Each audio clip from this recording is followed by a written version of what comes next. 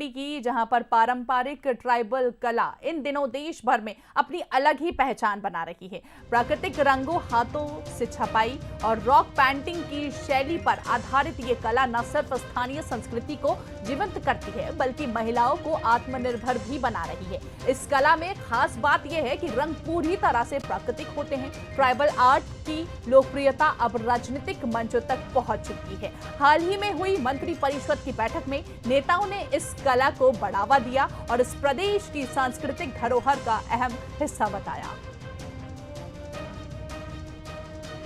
पचमढ़ी में है और पचमढ़ी देश दुनिया में हिल स्टेशन के नाम से फेमस है। इसके साथ ही जो यहाँ का आर्ट है, पुरानी संस्कृति है, वो भी कहीं न कहीं अलग-अलग कलाकृति और आर्ट के माध्यम से देश दुनिया के घर तक पहुँचती है, उनके मन तक पहुँचती है। और आप तस्वीरों में देखिए किस तरीके का एक हैंडलूम शॉप है, जहाँ पर लोकल आर्टिस्ट हैं, ख़ास तौर से किस प्रकार से पेंटिंग्स बनाते हैं। और हम देख रहे हैं ये ऐसी चीज़ें हैं जो शायद आप बड़े शहरों में, बड़े स्थानों पर नहीं मिलेगी, लेकिन किस तरीके से डिज़ाइन उनको करना है, क्योंकि हम देख रहे हैं तमाम देश दुनिया में हैंडलूम को लेकर लोग काफ़ी आकर्षित हो रहे हैं, चाहे बाग प्रिंट की बात हो या रॉक प्रिंट की बात हो। उनसे बात भी करेंगे किस तरीके से हम देख रहे हैं ये गमछों की डिमांड बहुत हो रही है।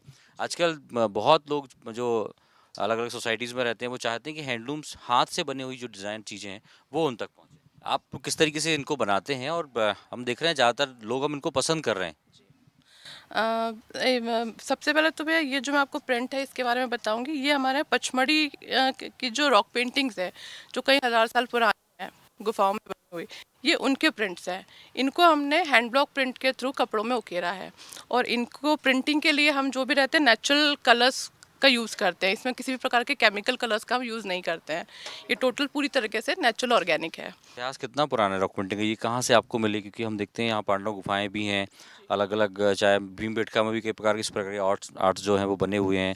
इस तरह की चीज़ें के लिए आपको फॉरेस्ट से अलग से परमिशन लेनी पड़ती है, क्योंकि ये जिन भी ट्रैकिंग रूट्स पे है उसके लिए आपको स्पेशल परमिशन लेनी पड़ेगी। फिर फॉरेस्ट से आपको गाइड प्रोवाइड किया जाएगा, देन आप उसको देख पाएंगे। तो कैसे पेंट आप लोग करते हैं और खासतौर से कलरिंग कैसे होती है? कलरिंग कॉम्बिनेशन कैसे होता है? सर, इसमें जो ये जो आप सांचा देख रहे हैं, ये पचमढ़ी की, जैसे हमने अलग अलग, जैसे मैं आपको दिखाना चाहूँगी, ये एक बुक है, इसमें पचमढ़ी की कुछ जगहों का दिया हुआ है। जैसे आप देख रहे हैं ये इस तरीके के बने हुए रहेंगे।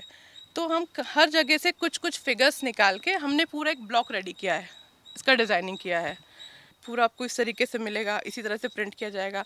अब इसके लिए सर, जैसे ये ब्लैक कलर जो है, इसको हम बनाते हैं लोहे की जंग और गुड़ से। इसको 1.5 से 2 महीने तक रखा जाता है। देन इसमें जब नेचुरल कलर आता है तब ये प्रोसेसिंग के लिए रेडी होता है।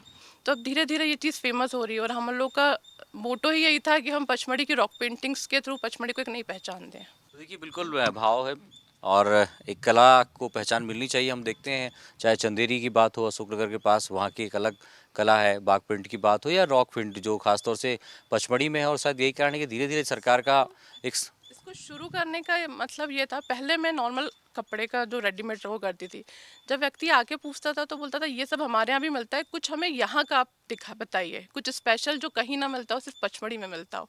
फिर हम लोग के दिमाग में आया कि हमें कुछ यहाँ की लोकल चीज़ों को लेके करना चाहिए, तो हमने रॉक पेंटिंग्स को बेस बना के अपने कपड़ों को रेडी किया।